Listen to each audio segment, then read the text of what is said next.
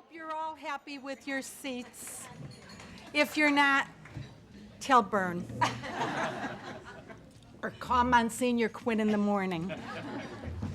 Good morning and welcome. Good morning, Monsignor, Ellen, Dr. Beam, Roseanne, Debbie, Father Antavilla, Stephen. And we're going to begin. And Mr. Danchek. I asked Mr. Danchek to sit at the head table for moral support. On behalf of the Lackawanna County Commission for Women, welcome to our annual breakfast. We would like to thank our four honorees, Ellen Harding Casey, Dr. Edward G. Beam, Jr., Roseanne M. Novembrino, and Dr. Beam and Monsignor Quinn, Monsignor Joseph G. Quinn, for being here today. We would also like to thank our business contributors and each of you for helping us to honor four very special people who have touched our life in so many unforgettable ways. In addition to our four honorees, we are most appreciative to Debbie Dunleavy, to Father Philip Antavilla, and to Stephen Murphy for sharing their outstanding God-given gifts with us. At this time, I would like to ask the Commission for Women to please stand.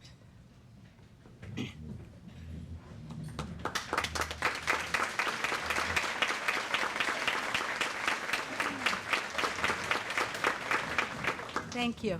To our officers, our chairwomen, and our committee members, my deep and sincere thanks for all that you have done individually and collectively for this program. To our commissioners, Mr. Washoe, Mr. O'Brien, and Mr. Munchak, thank you for your enthusiasm, for never saying no, and for allowing us, in some small way, to help the women and children in Lackawanna County. Commissioner Washoe has asked me to mention that he is not here today because of a planned vacation. Our other commissioners had pre-scheduled meetings, but we are very grateful to them. Our commissioners join us in being grateful for the people we honor today and for each of you. May God continue to bless them, our country, and all of you. Thank you very much.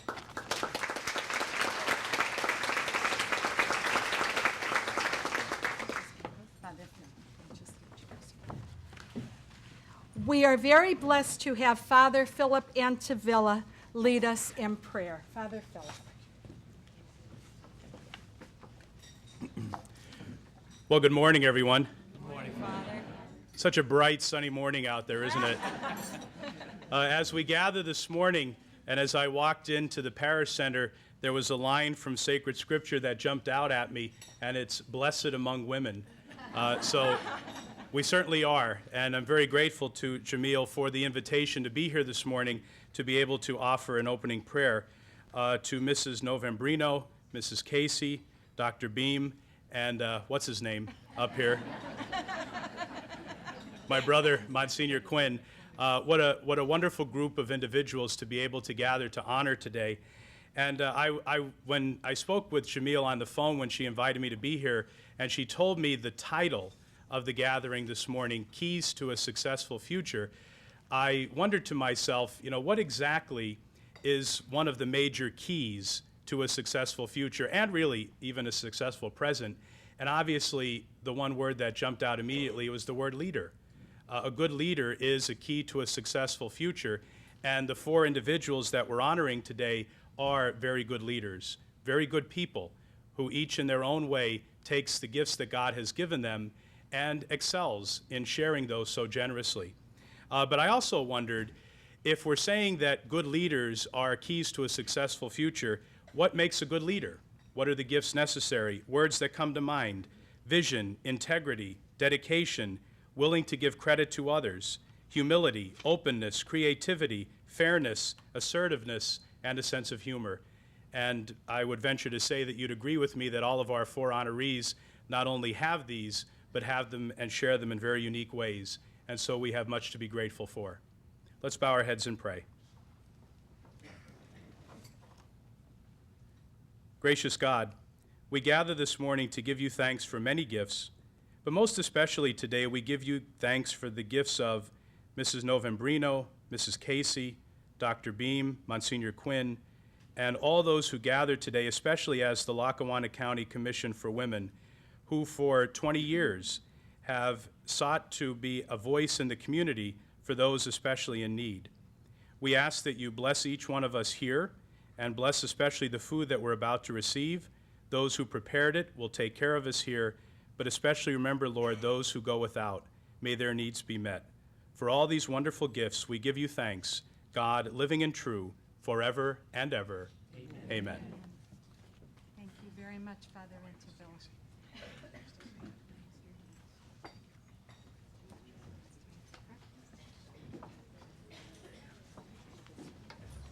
And now, the moment we've all been waiting for, breakfast. We're going to ask our head table to go first, and we have 2 stations set up, so it should go very smoothly. Enjoy your breakfast and enjoy this wonderful morning. Thank you.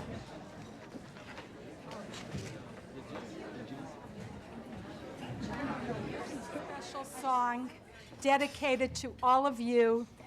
And I think it's one of Monsignor Quinn's favorite songs. And the young man at the piano, Stephen Murphy, is going to sing it for all of us. Stephen?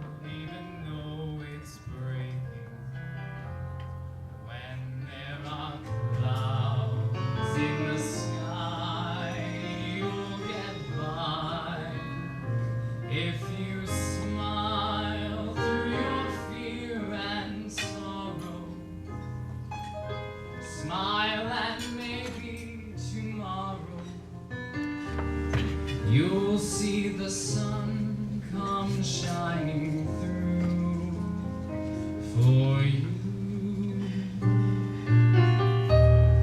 Light up your face with gladness, hide every trace of sadness, although a tear may be ever so near. That's the time you must keep on trying. Smile, what's the use of crying? You'll find that life is still worthwhile if you just smile.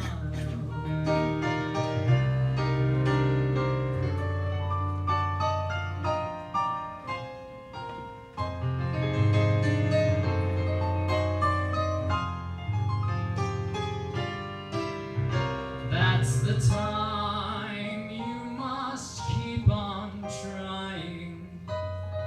Smile, what's the use of crying? You'll find that life is still worthwhile if you just smile.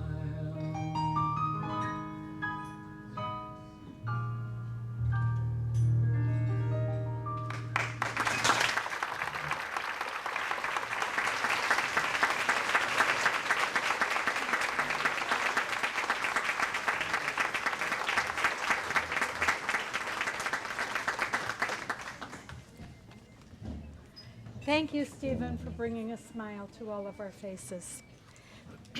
Joan Tate, who worked very hard on this program and who also served as our public relations representative, will now introduce our former First Lady, Mrs. Ellen Harding Casey. Joan, would you come to the head table, please?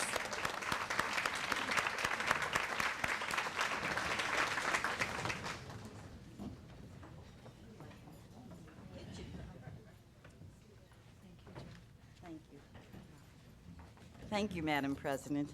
I just said to Mr. Danchek, I feel like I'm home in the kitchen. Everybody here I practically know, so that makes it so wonderful. It's so nice to share our morning coffee together.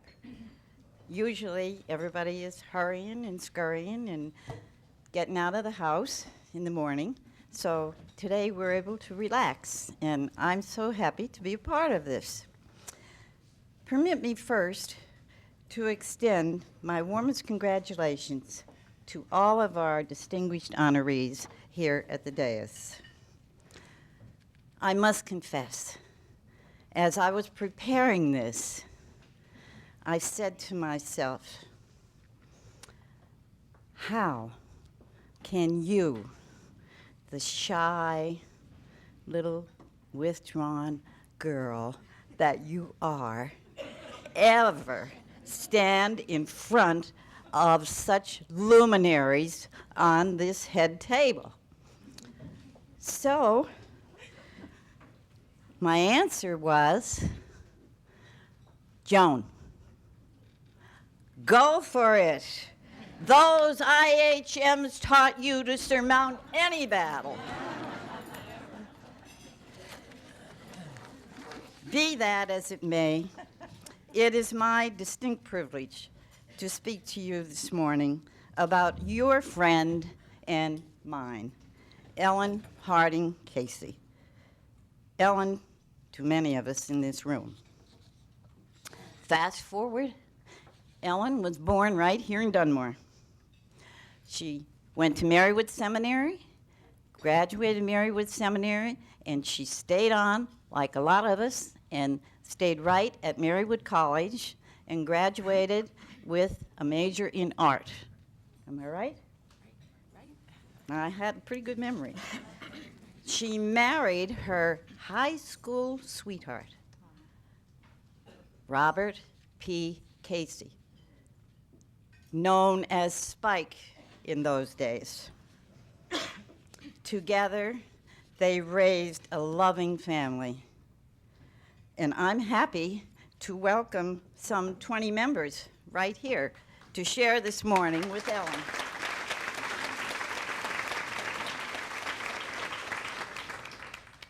By her husband's side, Ellen traveled many miles, surmounted many political obstacles, and in 1987 arrived at their new address, the governor's mansion in Harrisburg, Pennsylvania. There, she immediately accepted the task of fulfilling her many official duties. As First Lady of Pennsylvania, Ellen remained true to her local roots. She entertained many Scrantonians at luncheons in the magnificent governor's mansion and invited many Scrantonians to many happy events at the Capitol. Most of us, I'm looking out here, attended those events. Despite all the Harrisburg activity, Ellen tried to spend as much time at home as possible. Many times I would drive up North Washington Avenue and see the big black limousine parked in front of the Casey residence. And inevitably, if someone was with me, they'd say, Ellen's home. That was our secret. Ellen was and is, to this day, a true force in improving the lives of her fellow men. Ellen, you will always be our First Lady, but most of all, you will always be our loving and dear friend. Ladies and gentlemen, I present Ellen H. Casey, former First Lady of Pennsylvania.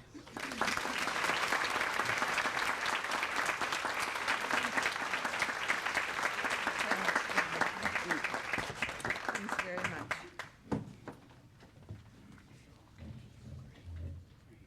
Thank you very much, Joan. Joan and I were classmates a long, long time ago. So it's nice to have her here and to have her introduce me. I'm very grateful for that. And before I get started, how about a hand for Stephen Murphy? Wasn't he fabulous?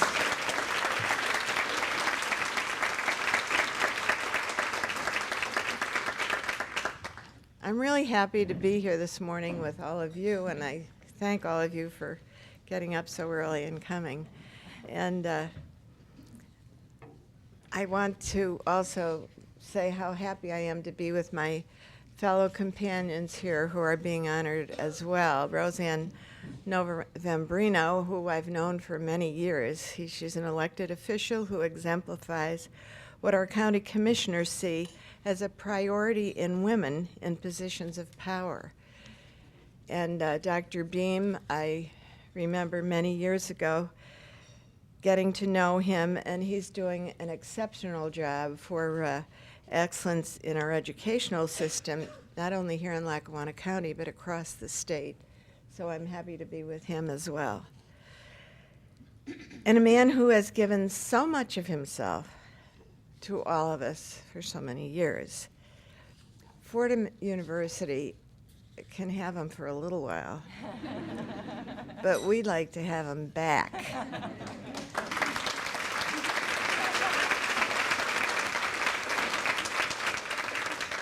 He's been a special gift to this valley.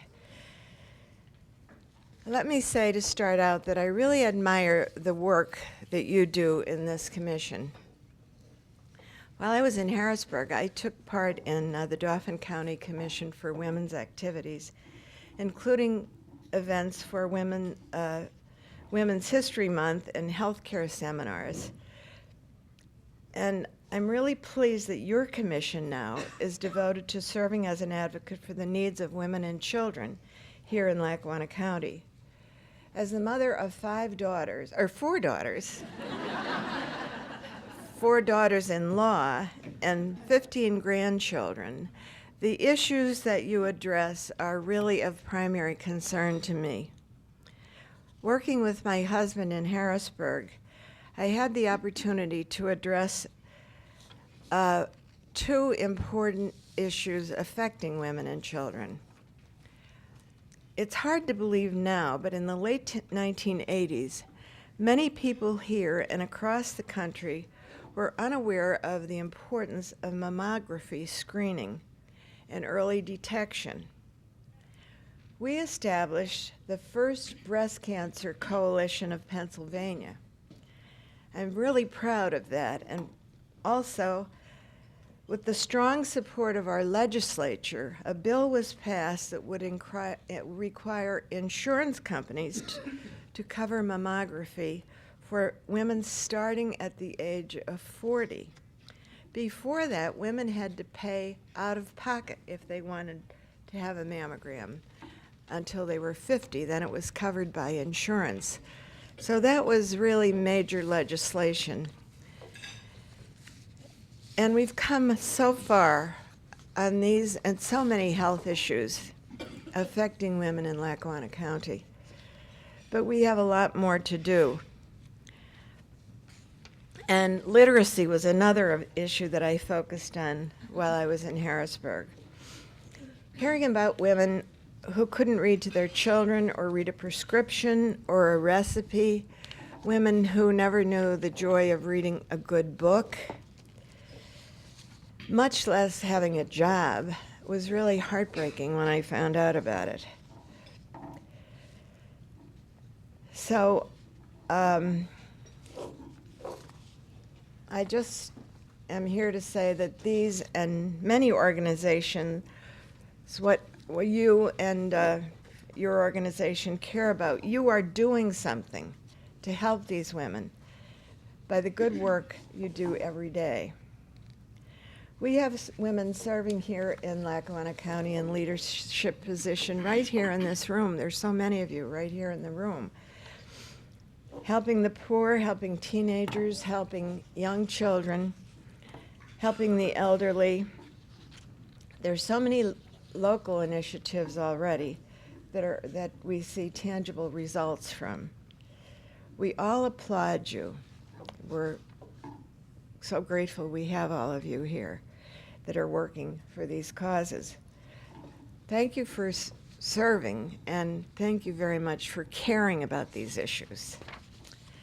And thank you very much for this recognition. Ellen, please don't sit down. Stay here with me.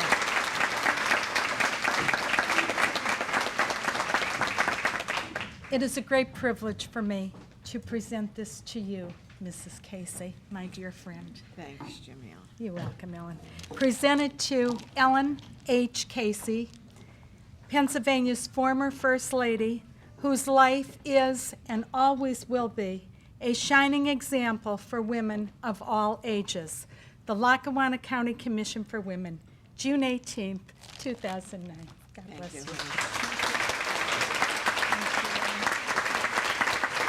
Oh, Ellen, she wants to take a picture of you. Will you excuse us, please? Thank you. Thanks, honey. Thank you.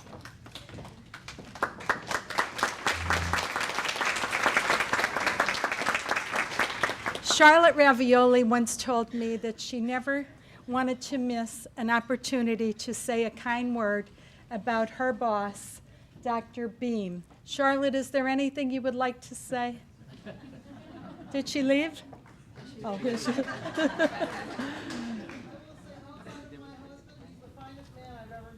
Thank you. I'm glad that you mentioned Al. Maureen Pesavanto has the honor to introduce Dr. Beam, Keystone's college president. Maureen?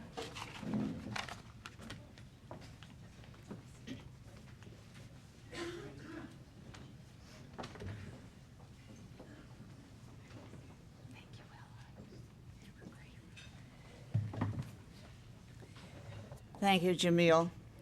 And it's a great honor to have all you people here today that we are honoring the 4 people here. There's one little story I want to tell about Ellen that she reminded me of today.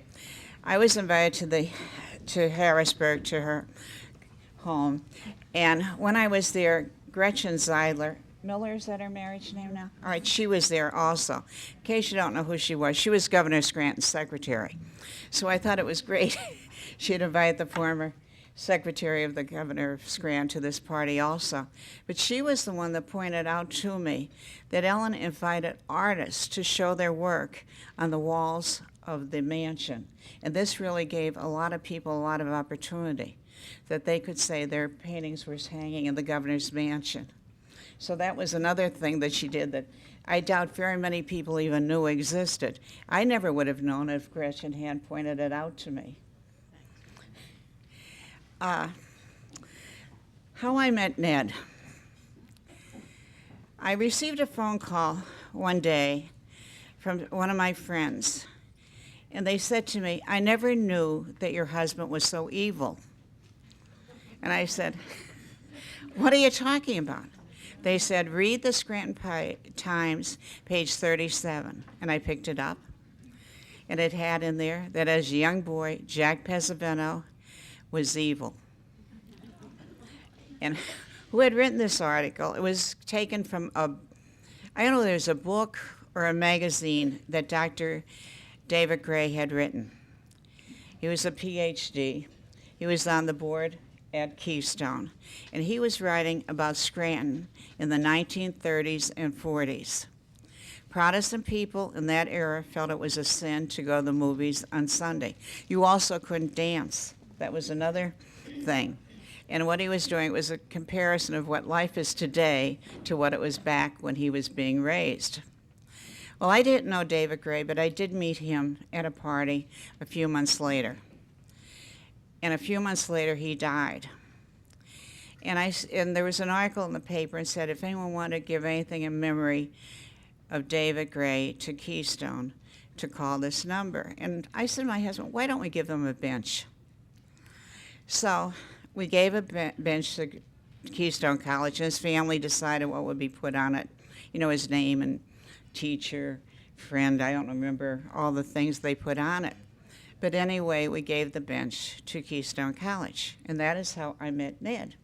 And Ned told me after it was up there, he used to go for walks at night and sit on it and think. And I guess it became like a vocal point of Keystone. They'll say, I'll meet you by the bench, because there's a place you could sit down on and wait for the people.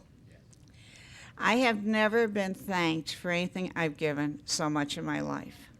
I'm a member of the Century Club. People came up at me at the Century Club and said, thank you for giving the bench to Keystone. And I didn't even know who they were. Two of them I found out later were people who had taught at Keystone. Then my son went to a golf tournament in Hazleton, and he was paired up with some man from New Jersey. And when he heard my son's name, John Pesavino, he said, oh, are you the one that gave the bench to Keystone? And I just couldn't get over it. I know Ned has given many, many things to our community, to the college. He really, if you don't know the story, he made Keystone. I think it was on his last legs when he got there. And he really turned the place around, and he's just made it marvelous. But I think one of the most, when they were talking about keys to success, I think the one thing he's taught that we should teach our children, a lot of times they're not taught, is to say thank you. All these people came up and said thank you because somewhere along the line, Ned had told them we did It's it. happy for us. At the same time, they made many sacrifices themselves. In fact, just one story I was sharing here. Why did I ever go to college? Well, my mother and father were determined I was going to college, but my one grandmother, who my brother and I thought she was a giant, 6'10" at least. We look at our high school pictures of graduation, she's 4'10". But she was determined that this generation, you think about that, so that's how powerful she was. So why I say, because I think it transcends it. Who am I today? How did I arrive here today? Well, first of all, Regina and I were looking for the promised land. We came for a few years here. You all adopted us. This is the promised land. Why would you want to go anywhere else? And that's why we're so humbled and honored by recognition. But how did we get here? If my grandmother hadn't intervened, I think she just kept it all. I was the oldest of all the grandchildren. So she said, if we get Edward Jr. to go to college, the rest of them will just follow.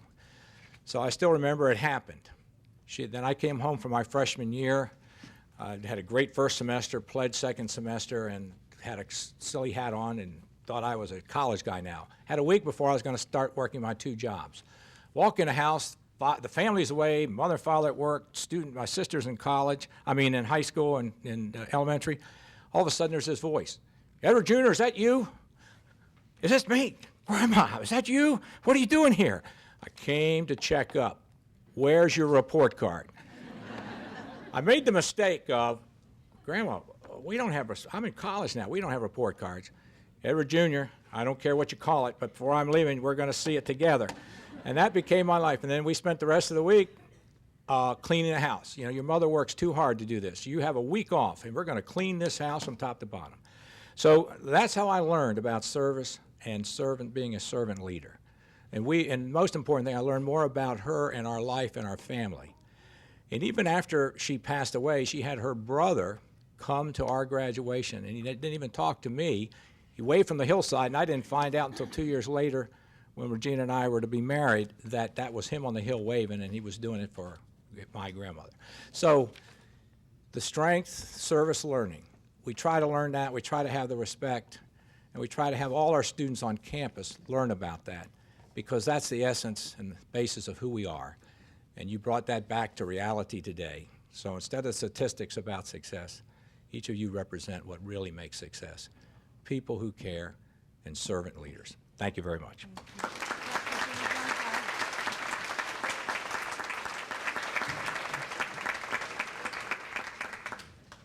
Dr. Beam, it is a great privilege for me to present this to you. It reads, presented to Dr. Edward B. Beam Jr. for his dedicated commitment and selfless participation in educational and community activities that result in the betterment of others. The Lackawanna County Commission for Women, June 18th, 2009. Thank you, Dr. Beam. Thank you, Jeanette.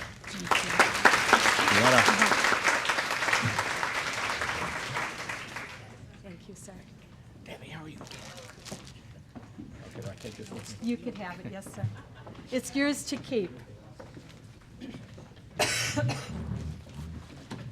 Roseanne Novembrino will be introduced by a member of our commission who loves Roseanne very much, as we all do. She is also the person who nominated her the day we elected the people who we are honoring today. Rebecca, would you please come to the podium to introduce Roseanne? Good morning, everyone. Good morning, Rebecca.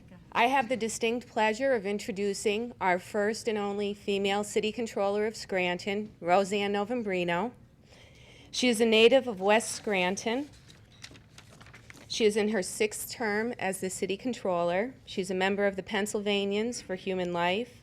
She's been awarded the Pennsylvania Controller of the Year in 2001, the Woman of the Year award by the Pennsylvania Federation of Democratic Women, her recognition award from the Goodwill Industries, the recipient of the first Tom Decker Memorial Award for Leadership for the People of the City of Scranton, recognition award for patriotic services rendered to the community by the Veterans of Foreign War, outstanding volunteer award from Scranton Tomorrow, special recognition award for community service from the Young Democrats of the Lackawanna County.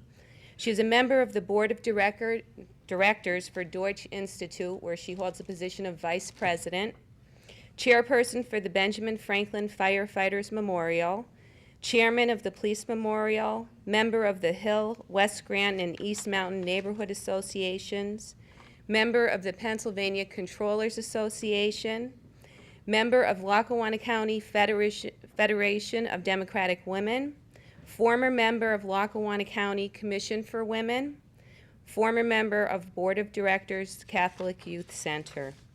She's been a very busy woman. I've been blessed to have Roseanne as a family friend for more than 30 years. Her daughter Renee is one of my dearest friends. While growing up, I learned so much from Roseanne. Besides, most importantly, never leave the house without your lipstick on. I was always very impressed with her involvement in the community, how she treated everyone with respect, dignity, and equality. She continues to be an ongoing role model for professionalism and integrity, and a shining example of growing in grace. Roseanne Novembrino.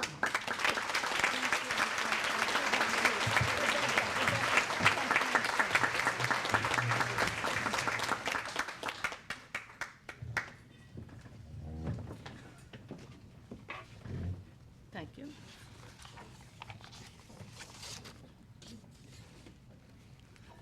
You know, Becky, we were both in the ladies' room putting on our lipstick just a minute ago. Good morning, and I would like to thank the committee for the wonderful honor you have bestowed upon me today. Very special thanks to my friend Jamil and Rebecca Zielinski, who have been long life friends of mine.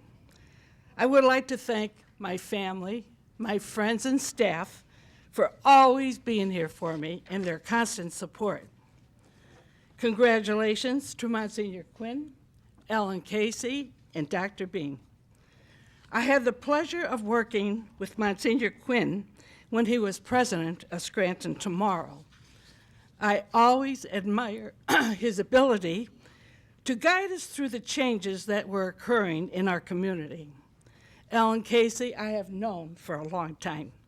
I worked with her son, with Senator Bob Casey, with Scranton Tomorrow, on the committee pertaining to crimes against the aging. You have to excuse me. The privilege of working with Dr. Bean and at the Deutsch Institute brunch. He always volunteers. And I met him at my daughter's graduation from Keystone College. I feel the key to success begins with a good education. A good, solid foundation is important for growth. You must believe in yourself, always believe in yourself. Confidence and have a vision. You must have faith and remain patient. You must be able to set goals that are obtainable.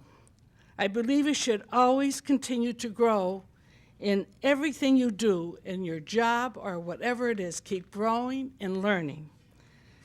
One of the most important keys to success is how you treat people and how people treat you. you need kindness and compassion. As the city controller for over 23 years, my goal has been to serve the people. I've implemented an open door policy. You never need an appointment to see me. I have never screened a call, and we're there if you need us, besides doing our daily work, of course. I feel very strongly about this because I have a great love to serve the people. My office is your office. Finally, I would like to leave you with this thought. Dreamers should be allowed to dream with the vision. Keep your eyes on the builders and the planners in the future. And I'm just so honored to be here today. I, too, was appointed on this commission by Ray Alberigi and Joe Corcoran, and I served for 2 terms. So thank you again. And excuse my sinuses, they're really bad today. But thank you again. I'm really honored.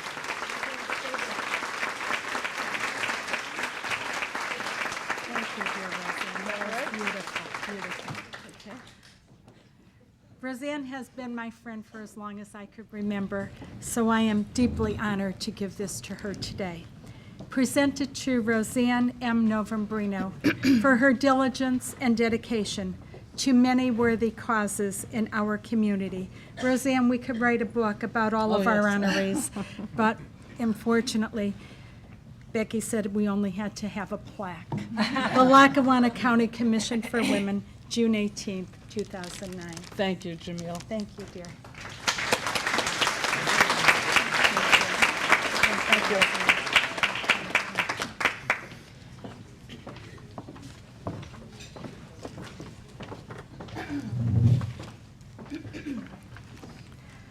Well, on the program it said that Laura Tallarico would be introducing Monsignor Quinn, but Laura works for a lawyer and she got called to work today.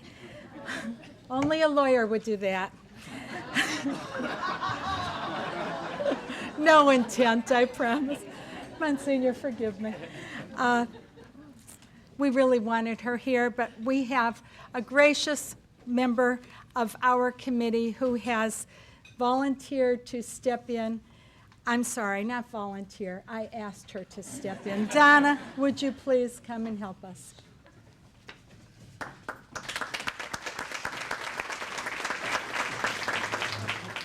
Ladies and gentlemen, this is Donna Barbetti. I'm not Lori Tallarico. We know. Okay. It is indeed a great honor to introduce Monsignor Quinn, a gentleman who certainly needs no introduction for the obvious reason that he has touched and has had an impact on the life of probably everyone in this room today. He has served the Roman Catholic Diocese of Scranton for the past 25 years as a marvelous priest and pastor, 15 of which were spent at St. Peter's Cathedral in Scranton. He studied in Rome and is the current pastor of St. Rose of Lima Church in Carbondale, my hometown parish. Prior to entering the priesthood, Monsignor Quinn was a successful practicing attorney and held the position of a federal magistrate, the youngest in this whole entire country. Monsignor will be leaving us in July to assume the position of Vice President of the University Mission and Ministry at Fordham University. He is the son of the late Dr. John and June Scanlon Quinn, and the sibling of 4 accomplished brothers and 7 outstanding sisters. Monsignor Quinn has led an exemplary life in northeastern Pennsylvania, not only as a priest, but also as a community leader. His contributions and accomplishments would probably fill volumes, as would the personal recollection of friends and individuals for whom Monsignor found the time to help and console. The Lackawanna County Commission for Women honors Monsignor Quinn today, but in truth, it is our honor to have him here today. I introduce to you Monsignor Quinn.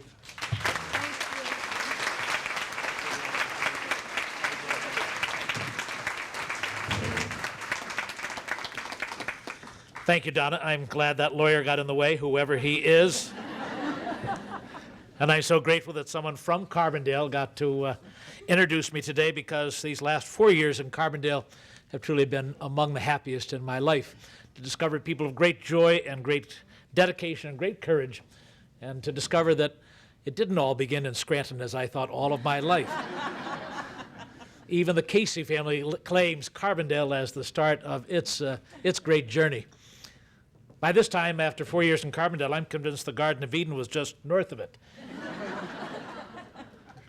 But a delight to be here, and I thank the Commission, especially for the honor of joining these three honorees today, each of whom have extraordinary lives of service and kindness to others. I have to say that most of us in our community probably don't know the fullness of either the membership or the work of the Commission for Women. And its president, Jamil Zayden, has made it all the clearer today by gathering us here. But for me, I grew up with the Commission for Women. And its members were Rosemary, Susie, Maggie, Melissa, Julie, Sheila, Rebecca, and of course Queen June of happy memory. The women always outnumbered the men on River Street. In both Quinn families, there were 12 of us, and my Uncle Tom, 4 doors away, had 14. So there were 26 children by the same name going through schools all at the same time with the good IHM sisters who were represented so capably by Sister Marla Farfar here today.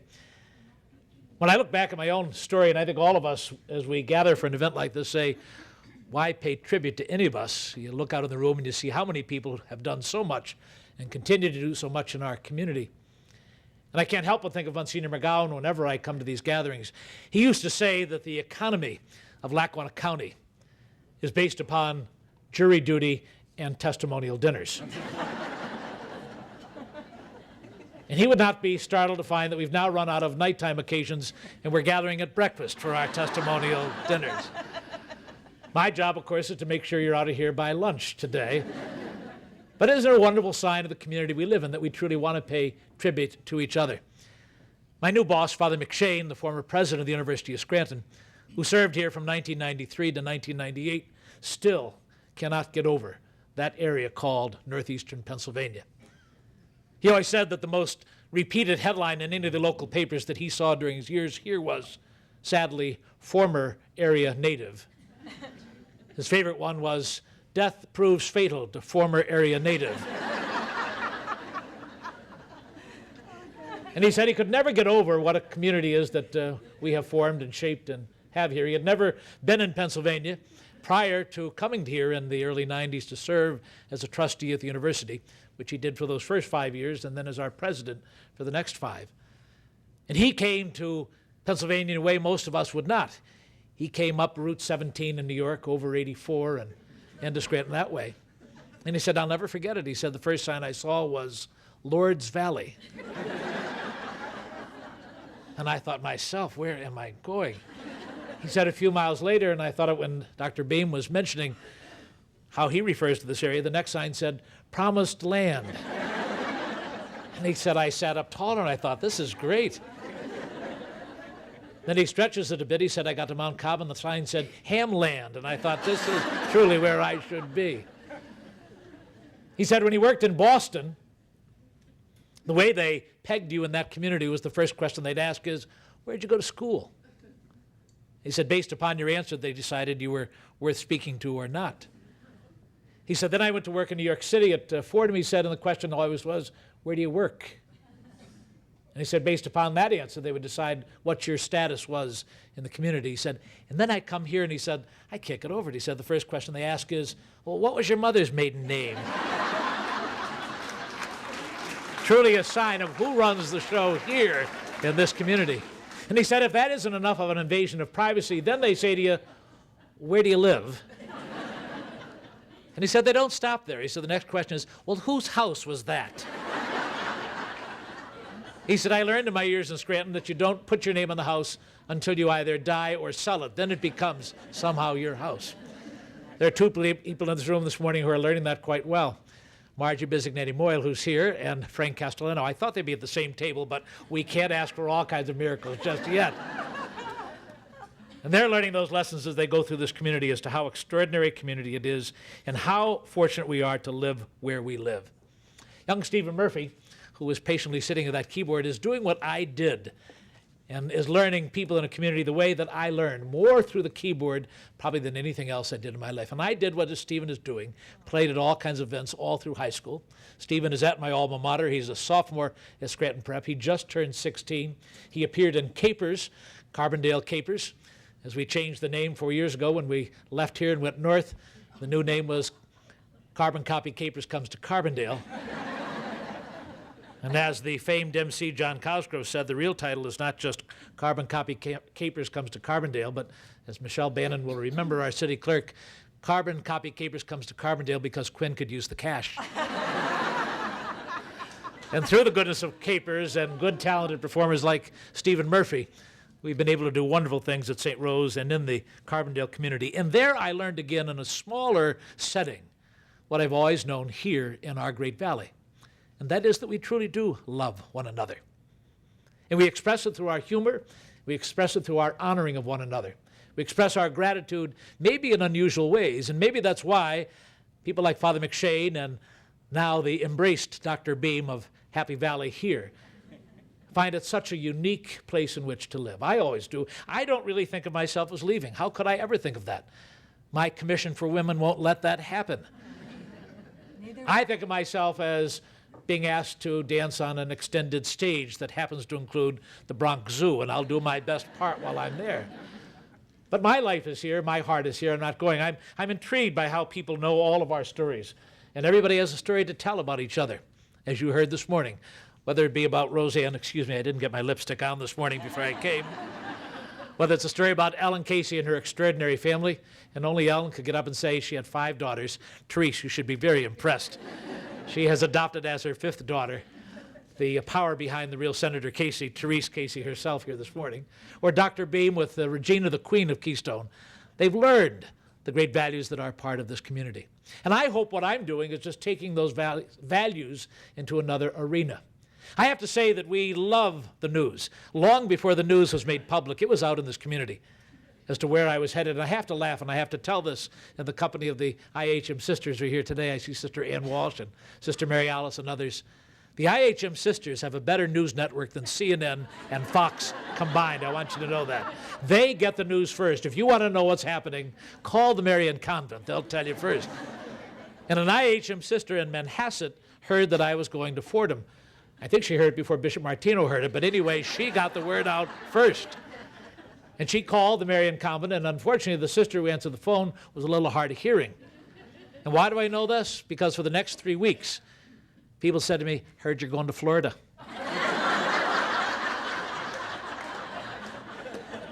And I'd say, Florida?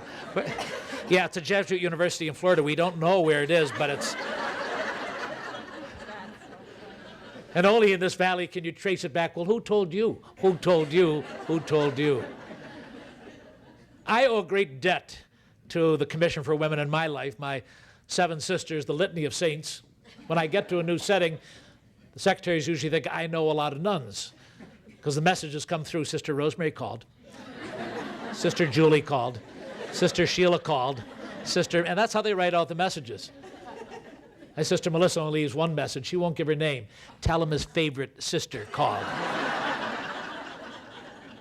But I've learned much from them, and I continue to learn all the lessons that our speakers have pointed out here today about what it really means to care, what it really means to be a servant leader, what it means to be selfless, what it means to be a mother and a grandmother, what it means to give and give and give and not count the cost. And if I didn't learn it through them, well, the IHM sisters, all through Nativity and beyond, Sister Delphina, who taught me to do what Stephen Murphy does, and through that great gift of music has allowed me to meet more people than I ever would any other way. They've taught me that the attitude that you go through life, the attitude you embrace is the most important thing. What does they say? That life is 10% of what happens and 90% of how you react to it. 10% of what happens and 90% of how you react to it. How you live your life expresses that attitude. I can't think of a more noteworthy attitude to bear in life than that of joy, because joy is the serious business of heaven. Joy is truly what expresses the gratitude in one's heart. What's the French proverb? Gratitude is the heart's memory, and we have an awful lot to remember in this great valley of ours where we stay connected. I see Ann Moskowitz here this morning. Only in this valley could we just give an honorary degree to a man 104 years young, Leo Moskowitz, who in his extraordinary sense of humor, amazing man that he is. At his party for his 103rd birthday, I asked him, Leo, what's the best thing about being 103? I'll never forget his answer.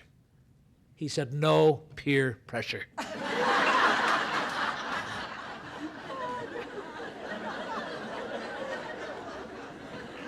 As strong as I have always known Leo to be, 2 weeks ago I had the sacred privilege of bearing the oldest woman, the oldest parishioner. Women will always outlast men. The oldest parishioner in the cathedral. She was 107 years old, Catherine Mitchell. Catherine Mitchell, she was one of 7. Now think about this. Imagine the nerve of our culture to ever say you're the weaker sex. I don't think so. You're the stronger, more persevering, more patient, compassionate, lasting gender. She was one of 7. 6 of the 7 died at the age 95 or older. Catherine, of course, being the oldest. When I asked Catherine some years ago about the one who didn't reach that point, she said, oh, she died tragically young. I said, how old? 87. I said, what happened? She smoked.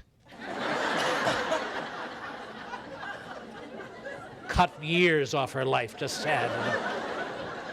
And I often laughed with Catherine because one of the sisters was the first funeral I'd have at the cathedral 20 years ago, her sister Regina. And as only could be the case in Happy Valley, the headline read, Regina Mitchell, 99, dies unexpectedly. Where else will they have headlines like that? I won't see that in the New York Times, the Daily News, or any other paper in that community. But what is your attitude? Catherine's was one of great joy. She would never have lasted that long. She taught 6th grade for 46 years. She was the first female principal in Pennsylvania. And she retired, think about this, retired in 1967. I said to her, you're the reason Social Security is collapsing. They didn't intend to do this for 40 years later. But stories like hers and yours, as was said, we could stand here all morning and go table to table, person to person, and be amazed at the strength that is found here.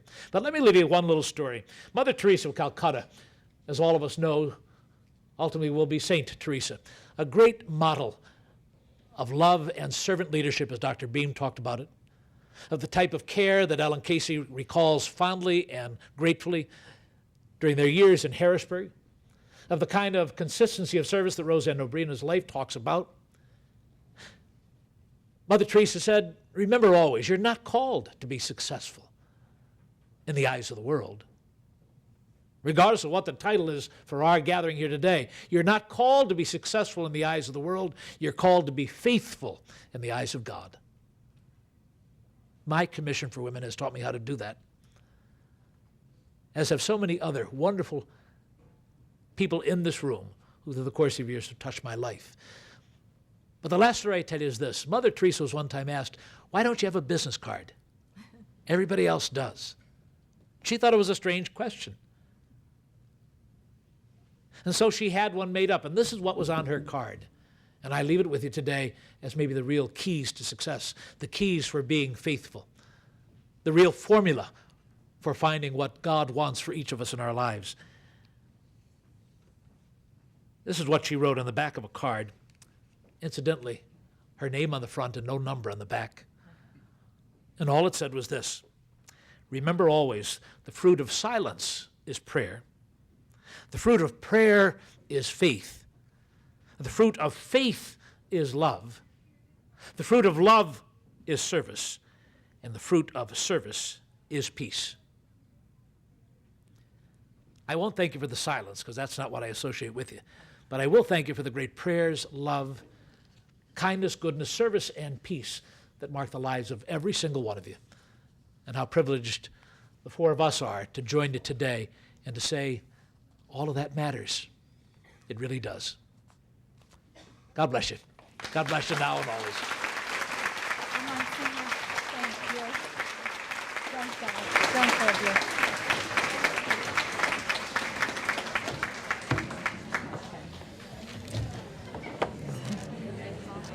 Ladies and gentlemen, please help me in honoring Monsignor Quinn. Thank you. Presented to Monsignor Joseph G. Quinn, not only for your achievements, Monsignor, but for all the joy, smiles, and happiness you bring to so many day by day. The Lackawanna County Commission for Women, June 18th, 2009. Day by Day is Monsignor's favorite song. Thank you. Right? God bless you. Many thanks. Don't go, Monsignor. When we decided to honor these four people, we did not know that Monsignor Quinn would be leaving. So we have another little gift, and it says, Dear Monsignor Quinn, a little gift to share with Father McShane, who was my supervisor for many years at the University of Scranton, and for you both to use as often as possible. We love you, Monsignor. Please open this, Monsignor, and share its contents with the crowd. I'll help you. Look at that. It's an easy pass to Lord's Valley and the Promised Land. Oh, you're quick. You're quick. It's a triptych, leaving Fordham, coming to Wyoming Avenue, And there are two, one for and you. two. Both of us will be welcomed home. God bless you. Thanks so much. Thanks for your smiles, most of all. God bless you. Oh, Monsignor. Thank you. Ladies and gentlemen, our program is not over. We have a few more things going on. I would like to call Kathy Wexler from Congressman Konjorski's office to the podium, please. Kathy? Thank you very much, Kathy. Thank you, Jamil. Thank you for having us here today. Congressman Kanjorski couldn't make it, but he certainly didn't want today to go without recognition. He wanted to make sure all of these honorees did receive a certificate of recognition from him. I'd like to read it to you. It's a certificate of special recognition in recognition of the Lackawanna County Commission for Women and its decision to honor you at its annual Keys to Success breakfast for all the work you do throughout the community in the true spirit of volunteerism and leadership. You are hereby commended by this member of the United States Congress on the 18th day of June 2009. Paul E. Kanjorski, Member of Congress. And we're presenting one to all of the recipients because it is such a great honor for these community leaders. Thank you.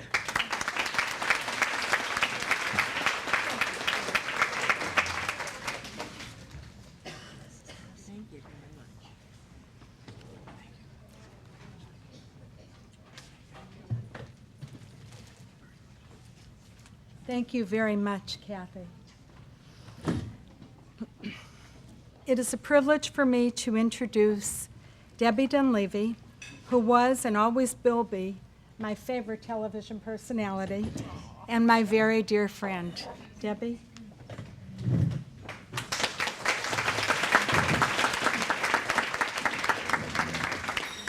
Thank you, Jamil. I'm the caboose today. I'm serving as the caboose of the act. Mrs. Casey, Ellen, Mrs. Novembrino, Roseanne, Dr. Beam, Ned, Monsignor Quinn, Joe. It seems like happiness is just a thing called Joe. Congratulations to all of you. And thank you for the example that you have set, the radiant example of dignity, fortitude, perseverance, joy, hope, love, and grace. Surely you know many, many of the people whose lives you have touched and enriched. But think of the ripple effect of all the ones you'll never, never know about. What did I do, you might ask? Perhaps it is enough just the way you have carried yourselves through the trials and tribulations of life. with constancy of purpose and steadfastness. Therein, dear, dear friends, lies the example that we all emulate. I salute you all as you receive this honor today. But if I may turn special attention to our beloved Monsignor Quinn as he readies himself to bid us farewell. Now, maybe I shouldn't mention this, but you know there's a rumor in town, a rampant rumor, that you can't beat dead with a stick. Did you hear it, Joe? The rumor goes you'll be coming back. You'll be coming back as, you'll be returning to Scranton as, you'll be coming back to us as a rabbi. You thought I was going to say bishop, didn't you? What a joy you are, Monsignor Quinn, and how you have drawn us in and held us close, and much of it through laughter. Laughter is wine for the soul, Sean O'Casey writes. Laughter soft or loud and deep, tinged through with seriousness. The hilarious declaration made by man that life is worth living. And that's how we have always felt in your company, that life is worth living. There are those rare creatures in life who seem to be lit from within, whose light spills out, illuminating everyone around them. It is a beam that connects at both a visceral and spiritual level, a gleam in the eye, a sparkle in the smile, a lilt in the voice. Monsignor Quinn is such a creature, and what a gift that we have been able to claim him as our own. Joe, whatever you touch becomes aglow with that special light of grace, always. Whether it's midnight mass, Ash Wednesday, cathedral capers, a eulogy, a fundraising speech, master of ceremony duties at luncheons and dinners ad infinitum, a baptism, a homily, a word of comfort and counsel, or just a joke. It is infused with that light that runs like a current of energy to those of us in its thrall. And it is why, whenever your name is uttered, people burst into smiles and their renditions of stories that you have told. You are merely a contagion of goodwill, Padre. People want to be where you are. So that's why we'll all be going to Fordham with you. The intelligence, the wit, the talent that you have given to this community tirelessly and selflessly. At times, I'm sure, Monsignor, when you were oh so weary to do so, but rose above. Dare I say, we simply cherish you. Your light has inspired us and warmed us and lit the way for us. And we will carry eternally that flame in little votives in our hearts, a flame that whispers, life is worth living. So go with our love and Godspeed.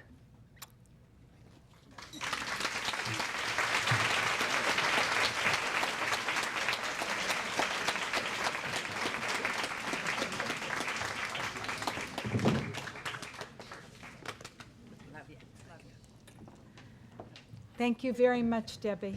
I don't think we could have said it any better than you did. We will miss you, Monsignor. All of us will miss you, and we wish you Godspeed and every good thing. Come home often. All right, please. If you lose the way, you have your trip too. All right. I don't want to get too sad here, so I'm going to call Burn Up and Marilyn Vitale, my two good friends, and they're going to pick our raffle winners.